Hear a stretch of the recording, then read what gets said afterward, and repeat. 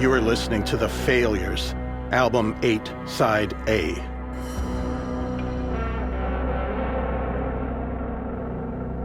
At the top of our first episode, we show a scene that is probably happening in real time after a bunch of catastrophic events have happened. If you are hearing this now, you must be a very privileged individual.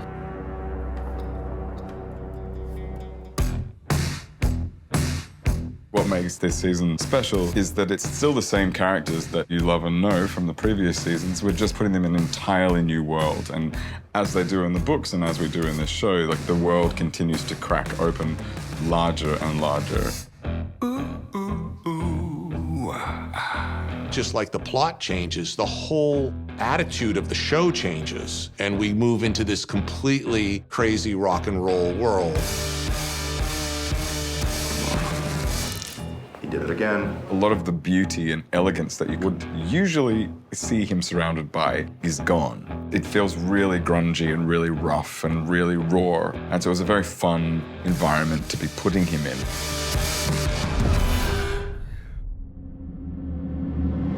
Come to me. Montreal, I am he, and he is me. Louis and Lestat are FaceTiming, and you're probably going to get the sense that Louis is going to come over pretty soon. They'll probably get back together or, like, work it out. Nice. Yeah, it's nice. One of the first conversations I had with Rollin and Hannah and the writers was that I think Louis watched just a ton of YouTube in his time off, you know?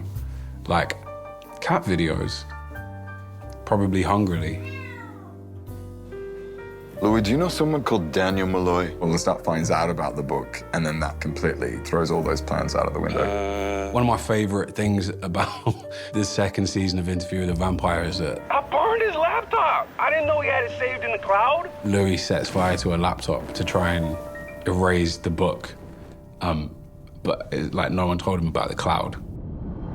I only found out it was coming out a month ago. You've known for a month, and you talk about me in it to a mortal? Well, yeah, but, you know... No, I don't know, Louis. Please explain yourself. Both Louis and Lestat are not necessarily happy with the way that either of them were portrayed in the book.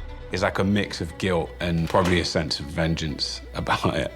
Lestat sees that book come out, sees what he perceives are lies and distortions, mistruths, and he's like, you know what? I'm gonna set the record straight. Was he there in 18th century Auvergne? He said you told him Did that. I threaten Claudia with rape on a train? No, and impossible.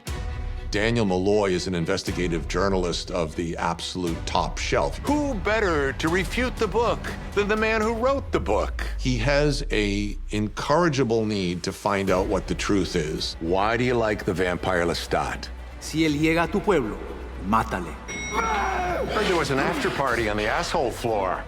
This isn't just sex, drugs, and rock and roll. It's sex, drugs, rock and roll, and sucking blood out of people's necks. You for real?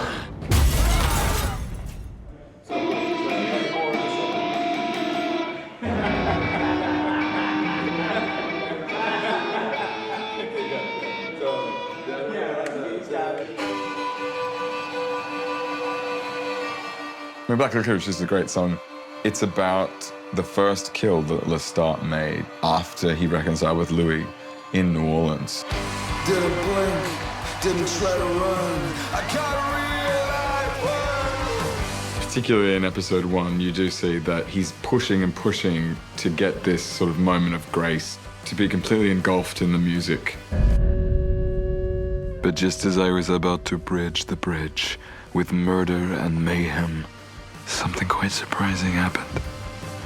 And that's what he gets from Black Licorice. He does have his first breakdown of many. Muses appeared in my mind and in the now around me.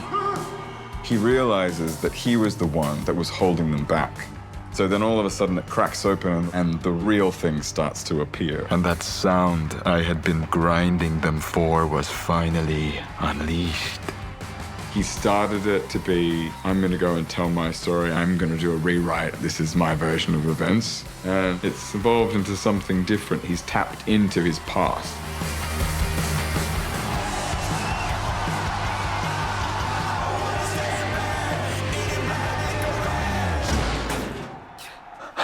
Which one of you's OD'd before?